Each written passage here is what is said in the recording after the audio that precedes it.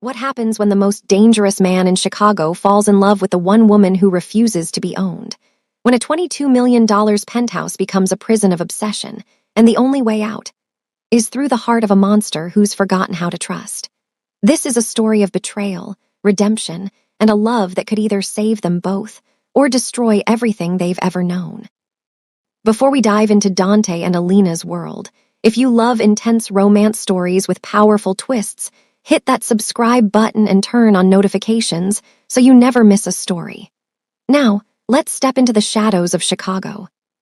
The clock on the wall read 2:47 a.m. Dante Morty sat alone in complete suffocating darkness. The only light in the $22 million Chicago penthouse came from the electric glow of the skyline through the floor-to-ceiling windows behind him, framing his silhouette against the sprawling glass. 70 floors below, Chicago buzzed with a life he controlled but rarely joined. Cars crawled through the grid like ants, and couples walked hand in hand toward late-night diners. But up here, the silence was so heavy it felt like a physical weight. Dante sat on the black leather couch, legs spread wide, elbows resting on his knees. A cigarette burned between his fingers, the smoke curling upward into the shadows like an unsaid thought. He wore an all-black shirt, unbuttoned halfway down his chest to reveal the intricate tattoos that crawled up his neck and across his skin like armor. Each mark was a story of survival, a tally of the things he had endured to reach the top. He checked his luxury platinum watch for the 8th time in 15 minutes. Where was she? He took a long drag, letting the smoke fill his lungs while his jaw tightened. His eyes were fixed on the front door like a predator waiting for prey to walk into a trap. Dante was not a patient man. As the head of the Morty syndicate, he commanded fear and respect from Chicago to Detroit. Men trembled at his name, and women threw themselves at his feet.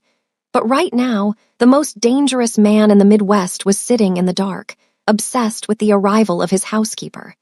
That fact made him angrier than anything else. What Dante didn't know was that upstairs, his most trusted ally was already building her grave. The elevator dinged. Dante's entire body tensed, a coiled spring ready to snap. He crushed the cigarette into a crystal ashtray and leaned back, fatting into the shadows. He did not move.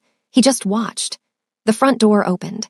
Alina Castellana walked in, looking professional and entirely too independent in her navy blazer and slim trousers.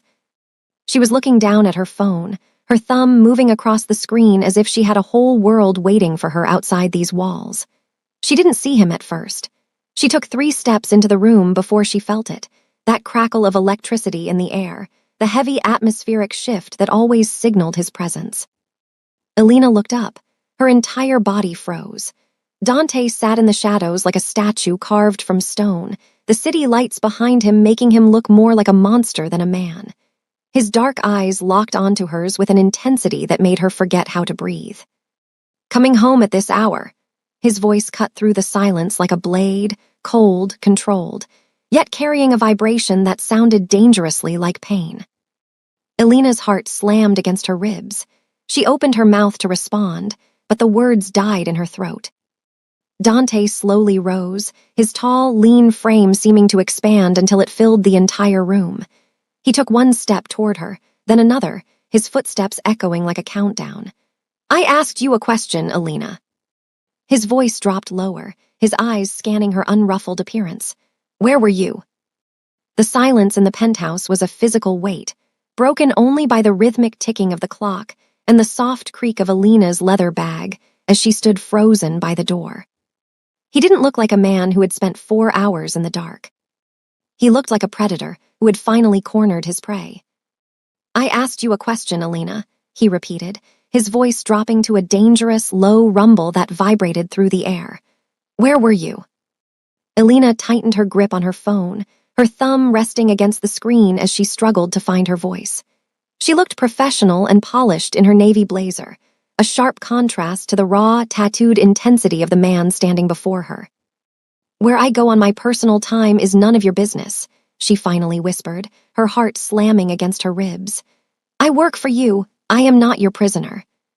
Dante stepped closer, the smell of expensive cologne and tobacco smoke filling the space between them. He tilted his head, a mirthless smile crossing his lips. His hand unconsciously touched the scars beneath his shirt, a habit Alina had noticed but never understood. "Do you think I don't know you've been leaving this penthouse every Tuesday and Thursday night for the past 6 weeks?" he asked calmly. "Do you think I don't have people watching you?" The blood drained from Alina's face. The realization that she had been followed made her skin crawl, but it was the look in Dante's eyes that truly unsettled her, a raw, vulnerable jealousy that he was trying desperately to mask with cruelty. "You've been spying on me," she accused, her voice trembling. "I've been making sure no one hurts what belongs to me," Dante countered, his jaw tightening until it looked as though it might crack. The word belongs hung in the air, thick and suffocating. He was close enough now that she could feel the heat radiating from his body, his dark eyes searching hers for a betrayal he was already half convinced he would find. He wasn't acting like the head of a crime syndicate. He was acting like a man possessed by the thought of her with someone else. "I don't belong to you," Alina said, though her heart was doing things it had no business doing. Dante didn't blink. The silence stretched, charged with the heavy electricity that always crackled when they were near. He looked at her like she was a puzzle he was losing his mind trying to solve, his suspicion fighting a losing battle against a desire he had spent 4 years trying to bury. Alina stood in the heavy silence of the penthouse, the weight of Dante's gaze pulling her back to the version of herself she tried so hard to bury. Before the $22 million penthouse and the unbuttoned black shirts of dangerous men, there was the west side of Detroit, and a mother named Carmen who worked 2 jobs to ensure the world would finally be fair to her daughter. Alina had almost made it. She had been a scholar, a brilliant mind at Northwestern University, with a future that smelled of old libraries and high-rise corporate success. But the world had other plans. Stage 4 pancreatic cancer is a hungry beast. It ate through her mother's strength first, then it ate through Alina's savings, her loans, and finally her pride. By the time Carmen Castellano took her last breath, Alina wasn't just grieving. She was broke in the way that makes a person laugh because crying takes too much energy. She'd had $63 in her bank account. Returning to Chicago as a ghost of her former self, she had crashed on couches in Pilsen, applying for corporate jobs that didn't want a woman with a gap on her resume and an unfinished degree. That was when she saw the listing, seeking live-in housekeeper, $18,000 per month. To a desperate person with $63 in their bank account, the suspicious requirement of discretion and no visitors wasn't a warning. It was a lifeline. The interview with Vincent Cross had been cold and analytical, ending with a question that should have made her run. "Are you comfortable working for someone who operates outside the traditional boundaries of the law?" She had thought of the debt collectors and the sterile scent of the hospital where her mother died, and she had said yes. On her first day, she hadn't met a sleazy, older criminal. She had met Dante Morty, a man whose presence changed the very air in the room, making everyone, including Alina, straighten their spines. He had stared out at the city like it belonged to him, giving her only one rule: do not enter my office, ever, for any reason.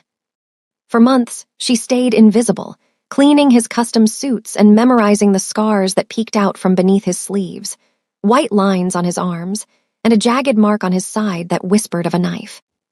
She followed every rule, even as the electricity between them began to crackle and the expensive gifts, the designer bags and diamond earrings, started appearing on her bed. She returned every single one. She refused to be his charity case or another debt to be collected. She was a Northwestern ghost, clinging to her textbooks and her night classes on the South Side as the only things the world hadn't been able to take from her. The tension in the penthouse was a suffocating mist, thick with the scent of Dante's expensive tobacco and the unspoken accusations hanging between them. Dante stepped into Alina's immediate space, his tall frame looming over her like a dark fairy tale. His eyes, narrowed and lethal, scanned her professional attire with a possessive heat he refused to name. "You think I don't know you've been disappearing?" he asked, his voice a low, dangerous vibration that made her heart slam against her ribs. "You think I don't have people making sure no one touches what belongs to me?"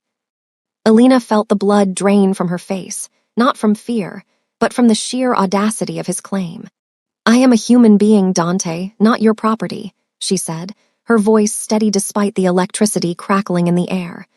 "I don't want your charity, and I don't want to owe you anything." Dante's jaw tightened, a muscle leaping in his sharp cheekbone. He had reached the top by understanding the price of everything, yet this woman was breaking every rule of his world. He had sat in the dark for hours, driving himself crazy imagining her in another man's arms, only to find her standing before him with a defiance he couldn't crush.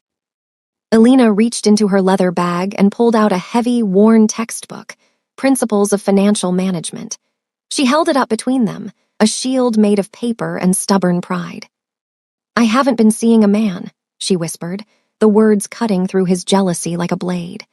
"There's a community college on the south side that offers night classes. I've been taking courses to finish the degree I lost when my mother got sick." The silence that followed was different, lighter, yet more complex. Dante stared at the book, then back at her face, his expression cycling through confusion and a profound, stinging shame. He had tried to buy her affection with diamonds, but she was building a future with second-hand books and night bus rides to the south side. "Why didn't you tell me?" he asked, his rough voice sounding almost human for the first time. "I would have paid for you to return to Northwestern. I would have given you anything." "That's exactly why," Elena countered, her eyes bright with the natural glow of her conviction. "I am more than just your housekeeper, and I am certainly more than a monster's project." Dante stepped back, looking off balance as the walls he had built around his heart began to tremble. He realized then that he hadn't just hired a servant. He had invited a storm into his penthouse, a woman whose mind was a territory he could never fully conquer. The silence in the penthouse on the third day of Dante's absence was a suffocating weight that made Elena's daily routine feel like a hollow performance.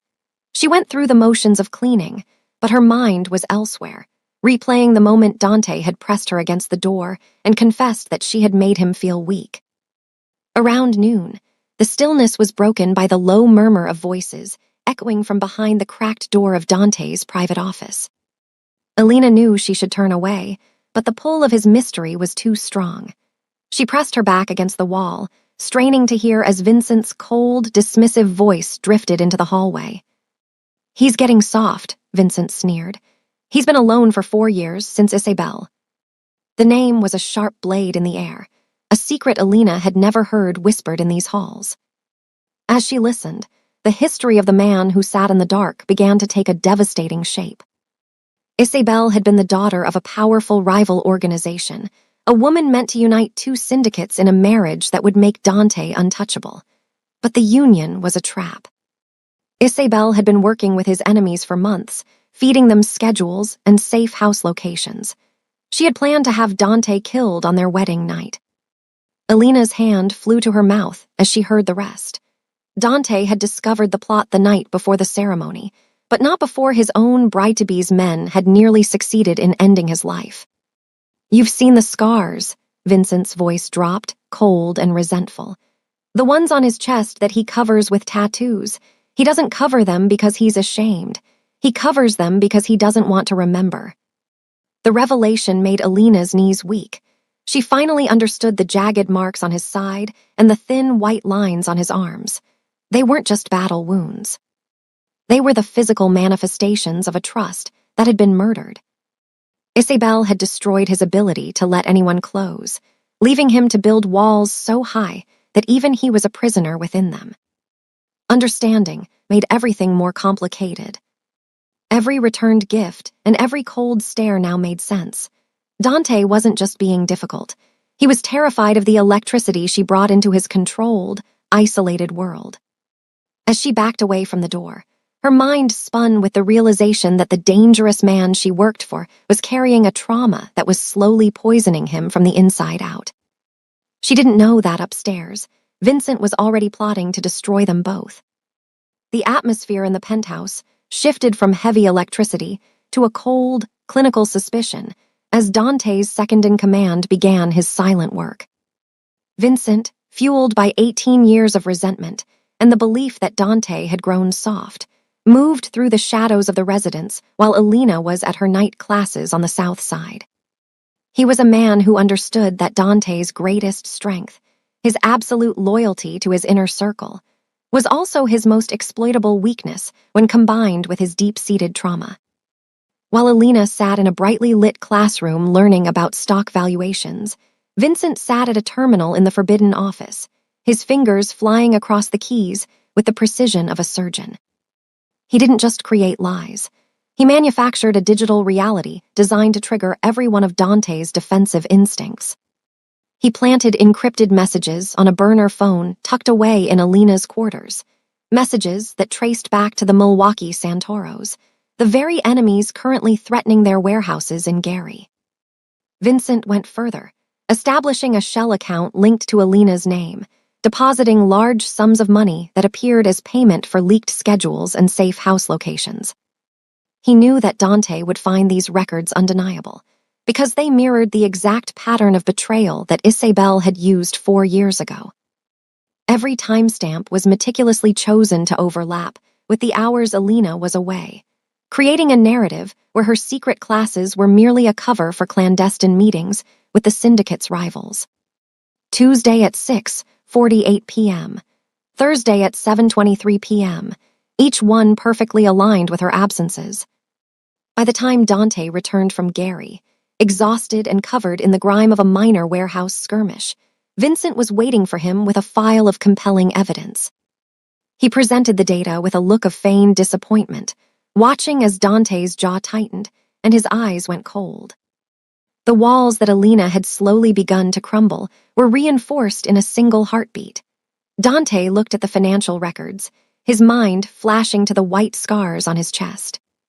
The intoxicating pull he felt toward Alina now felt like a noose. He wanted to believe her, wanted it more than he had ever wanted anything. But his history had taught him that the more someone looked like something precious, the more dangerous they truly were. As Alina stepped through the front door, still glowing from the excitement of her studies, she found herself walking into a trap of silence so thick it felt like a blade held against her throat. The silence in the penthouse was no longer the heavy, electric tension Alina had grown used to.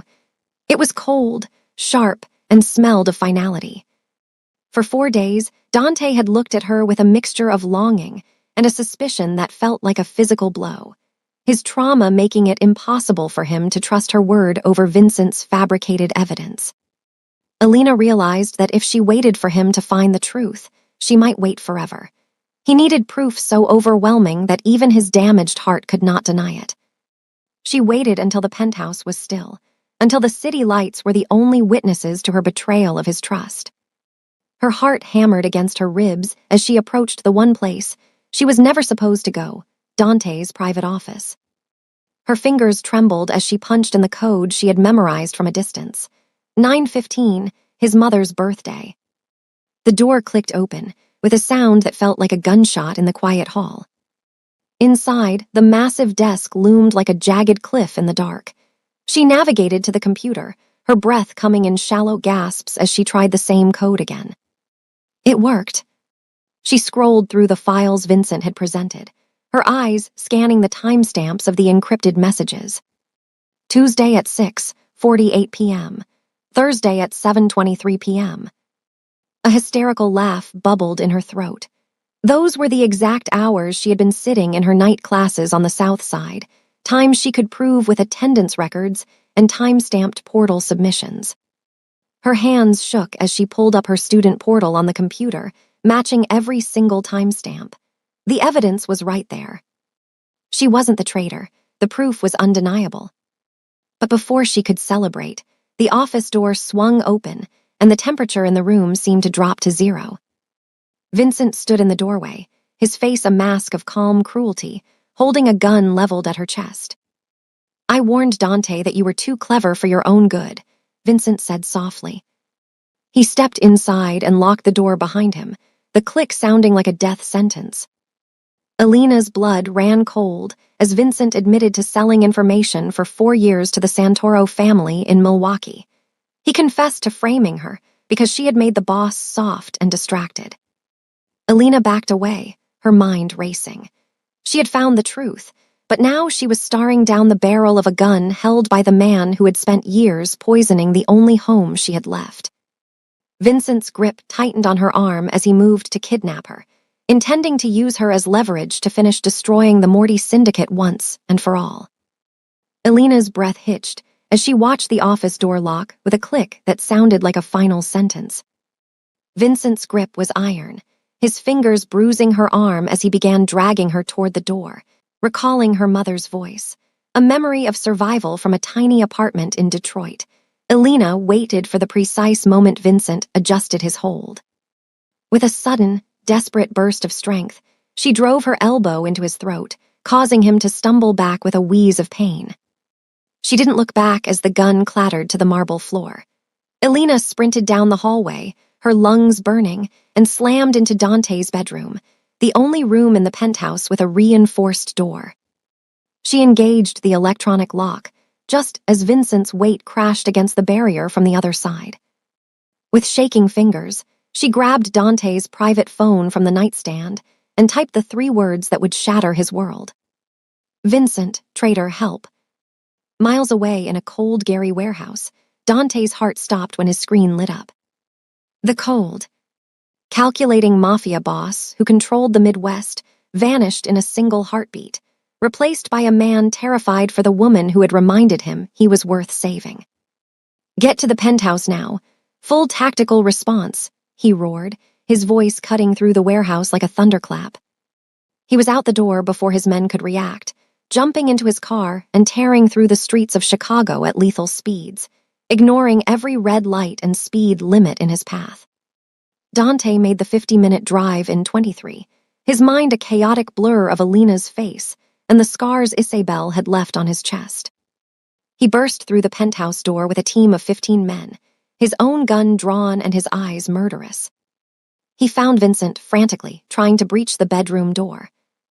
Vincent, Dante's voice was conversational, yet terrifyingly calm, his eyes locked on the man who had betrayed 18 years of brotherhood. You framed the woman I love. The admission finally hung in the air with absolute lethal certainty. After his men forced Vincent to his knees, disarming him and stripping away the last of his arrogance, Dante entered the code to the bedroom, 9:15. When the door slid open, Elena was standing in the center of the room, tears streaming down her face. She threw herself into his arms, and he caught her with a desperate urgency, holding her so tightly he was afraid he might break her. In the wreckage of his penthouse, Dante whispered apologies into her hair, finally understanding that his business, his power, and his money meant nothing compared to the safety of the woman who had brought him back to life. The aftermath of the purge left the penthouse in a state of clinical, eerie silence, as if the very walls were exhaling after the violence. In the wake of Vincent's betrayal, Dante didn't return to the shadows. Instead, he spent the night dismantling the Santoro family's influence, ensuring that no one would ever see Elena as a point of leverage again. When the sun finally began to bleed over the Chicago skyline, painting the floor-to-ceiling windows in shades of gold, Dante found Elena in the kitchen. She wasn't cleaning or preparing a meal she wouldn't eat. She was simply standing there, watching the world wake up, her silhouette finally free of the weight of suspicion. Dante approached her, his unbuttoned black shirt rumpled and his tattoos stark against his skin. But the predatory edge in his eyes had been replaced by a quiet, steady reverence. He didn't sit on the couch with his elbows on his knees this time. He stood beside her, their shoulders nearly touching. I've spent 4 years building walls so high I forgot what it was like to breathe, he said, his voice rough with a vulnerability he no longer tried to suppress. I thought trust made me weak, but watching you fight for your integrity made me realize that I've been the one who was scared. He took her hands in his knuckles still bruised from the previous night's work, and looked at her with an intensity that had nothing to do with jealousy. You returned every gift I gave you because you didn't want to owe me, he noted, a rare, genuine smile softening his sharp jawline. So I'm not giving you a gift, I'm making an offer. He explained that he had already made arrangements for her to return to Northwestern University to finish the degree she had been forced to abandon. Elena opened her mouth to argue, her stubborn pride flaring for a moment, but Dante shook his head. "This isn't charity, Alina," he whispered, his thumb tracing the back of her hand. "This is an investment in our future. I want to see you graduate. I want to see you become exactly who you were meant to be before the world tried to break you." For the first time since she had walked into the penthouse, Alina didn't feel like a housekeeper or a Northwestern ghost haunted by debt. She felt like a partner. The status irony that had defined their relationship, the boss and the maid, dissolved in the morning light. As she looked into his dark eyes, she saw a man who had finally stopped waiting in the dark and had decided to step into the sun with her. 7 months later, the Lincoln Park rooftop was bathed in the amber and violet glow of a setting sun that painted the Chicago skyline like a masterpiece of glass and fire. The air smelled of expensive peonies and the breeze from Lake Michigan, a world away from the sterile hospital rooms and the suffocating shadows of the penthouse where this journey began. Alina stood at the edge of the roof, her white lace gown catching the breeze, looking like a woman who had finally conquered the world that once tried to crush her under the weight of debt and grief. Dante approached her, looking every bit the lethal kingpin in an all-black tailored suit, though the predatory tension that once defined his shoulders had vanished. The dark tattoos on his neck were still visible, a reminder of the armor he once wore to survive, but his eyes were now clear and fixed solely on her. He took her hand, his thumb tracing the wedding band that finally solidified their status as equals.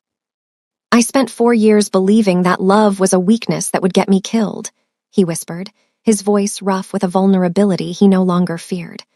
"But you reminded me that I was worth saving, not because of what I own, but because of who I am when I'm with you." Before the vows were exchanged, Dante led Alina to a podium where a velvet-covered plaque stood. "I know you didn't want charity and you never wanted to owe me anything," he said, his voice carrying over the small circle of their most trusted allies. "So I wanted to make sure your mother's sacrifice was never forgotten. This isn't a gift to you, it's a gift to the world she raised you for." He pulled back the cloth to reveal the name, the Carmen Castellano Foundation. He announced a $65 million endowment to help inner-city students in Detroit and Chicago gain access to the higher education that Alina had fought so hard to finish on those late nights on the South Side. Alina's breath hitched, her eyes filling with grateful, happy tears as she realized her mother's legacy was no longer a story of struggle, but a bridge for thousands of others. Dante hadn't just given her a title or a ring. He had given her the power to heal the world that had once left her with only $63 in her bank account. As the city lights began to sparkle below like a million tiny stars, they shared their first dance as husband and wife. The girl from Detroit who had nothing and the Italian Mafia boss who thought he had everything had finally found the one thing they were actually looking for, a love built on trust, redemption, and a future where neither of them would ever have to sit in the dark alone again. "I love you," she whispered against his lips. "I love you more," he replied, finally stepping out of the shadows and into the light of their new life together. If Dante and Alina's journey from darkness to light touched your heart, show some love by hitting that like button and dropping a comment telling us your favorite moment from their story. Was it when Alina stood up to Dante with that textbook? When he finally confessed his love during the rescue? Or that emotional foundation reveal at the wedding? Let us know below. And if you're craving more stories of forbidden love, dangerous men with hidden hearts, and women who refuse to break, subscribe and turn on that notification bell because we've got more coming your way. Family, your support means everything to us. Every like, comment, and share helps us bring you more stories like this. So if you made it this far, you're officially part of our story family.